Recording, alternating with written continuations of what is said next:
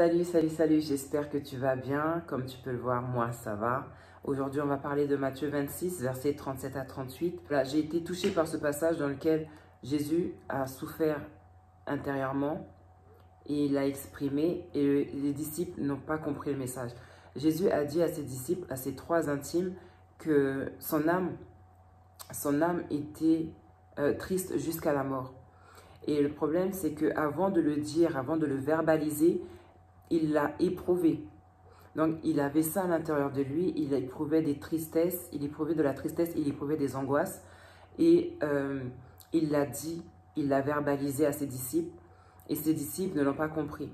Et ce dont moi j'en ressors de ce passage, je vais dire ça comme ça, c'est que Jésus, quand il a éprouvé la tristesse et les angoisses, ses disciples, ses trois intimes ne l'ont pas discerné. Et ensuite, quand il l'a dit, ses disciples ne l'ont pas compris. Parce qu'il leur a dit, veillez avec moi, restez ici et veillez avec moi. Et ils n'ont pas veillé. Donc, ça m'a ramené au passage de Proverbe 14. Proverbe 14, verset 13, qui dit qu'au milieu même du rire, le cœur peut être affligé et la joie peut finir par la détresse. Il y a une version plus simple qui dit, même si tu es en train de rire, tu peux être triste à l'intérieur de toi et à la fin, ta joie se change en détresse. En gros, ce que je viens de dire. À la base, je faisais la vidéo sur mon ordinateur, mais mon ordinateur, il a bloqué. Donc, je suis avec mon téléphone et la version dont je parle, elle est dans mon téléphone. Mais c'est la version parole de vie de Proverbe 14 au verset 13. Bref, on peut être au milieu des gens, on peut être en famille, on peut être dans notre communauté, être souriante, en train de rire aux éclats, en train de faire rire les gens, en train de les consoler, mais d'être malade à l'intérieur, d'être triste à l'intérieur, d'être en détresse à l'intérieur. Mais le problème, c'est pas seulement qu'on puisse être là en train de rire au milieu des gens, c'est que les gens ne le discernent pas. Mais pourquoi les gens ne le discernent pas qu'au fond, une personne va mal à l'intérieur, bien qu'elle soit en train de faire le clown, bien qu'elle soit en train de sourire à l'extérieur? Parce qu'on ne regarde pas les gens en face, parce qu'on ne regarde pas assez les gens dans les yeux. Et c'est ça qui nous fait passer à côté de beaucoup de choses. Il y a des personnes qui avaient à côté d'elles une personne qui était en dépression. Elles ne l'ont pas vue parce que la personne a toujours, on va dire, joué la comédie ou a toujours fait comme si tout allait bien alors que ça n'allait pas à l'intérieur. Et peu de temps après, la personne a appris que l'autre s'est suicidé. L'autre a atterri à l'hôpital. L'autre a pris des médicaments. Et elle va se dire, mais on était ensemble et je n'ai rien vu. Il faut savoir regarder les gens dans les yeux. Je ne suis pas en train de dire que, oui, dès qu'on regarde dans les yeux, on sait que ça ne va pas.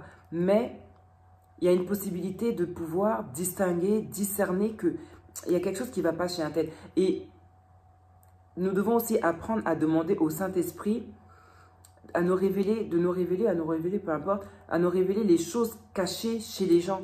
Ce que les gens veulent cacher, mais qui devrait être connu, que le Saint-Esprit nous le fasse connaître, de sorte à ce qu'on puisse prier, parler à la personne pour ne pas qu'elle commette l'irréparable. Là, par exemple, dans le passage de Jésus, là que je viens de lire, c'est vraiment, Jésus prie avec lui, Pierre et les deux fils de Zébédée, donc ses trois intimes, et il commença à éprouver de la tristesse et des angoisses. Il leur dit alors, donc il a éprouvé et il l'a dit. Il aurait pu ne pas le dire, mais il l'a dit. Et le problème, c'est que, donc, quand il éprouve, les disciples ne distinguent pas, ne discernent pas, et quand il le dit, les disciples ne comprennent pas. Dieu merci, tout a changé quand ils ont eu le Saint-Esprit. Mais maintenant, ce que je voudrais nous dire à nous, c'est que nous devons demander au Saint-Esprit de nous révéler les choses qui ne vont pas dans la vie de nos frères, de nos sœurs. Qu'on ne soit pas juste là pour être là, à nous fier aux apparences. Que nous fassions partie de ceux qui savent discerner, distinguer, déceler que quelque chose ne va pas chez quelqu'un. Et après, on essaye d'aborder le sujet et la personne, si elle veut se confier, elle se confie. Mais qu'on ne passe pas à côté de quelque chose. Qu'on ne passe pas à côté de quelque chose parce qu'on est trop centré sur nous. Comme les disciples, ils étaient trop occupés à dormir. Leurs yeux étaient appesantis. Ils avaient trop de choses en tête, on va dire ça par rapport à nous aujourd'hui. Qu'on ait trop de choses en tête, que nos problèmes nous aveuglent sur les problèmes des autres, il faudrait qu'on demande vraiment au Saint-Esprit, Saint-Esprit, aujourd'hui est un nouveau jour, donne-moi des yeux pour voir celui ou celle à mes côtés qui ne va pas bien, pour que je puisse le relever, pour que je puisse être un instrument entre tes mains. Voilà ce que j'avais envie de vous partager aujourd'hui. J'espère que ça aide quelqu'un, j'espère que ça inspire quelqu'un. Je ne vais pas prendre du temps, le message il est là. Voyons ce qui ne va pas chez les gens avec l'aide du Saint-Esprit. De nous-mêmes, nous n'y arriverons pas. Comme là, les disciples n'ont pas réussi parce qu'ils n'avaient pas encore le Saint-Esprit. Mais quand ils ont eu le Saint-Esprit, Pierre a pu voir que Ananias et Saphira mentaient, par exemple, pour commencer.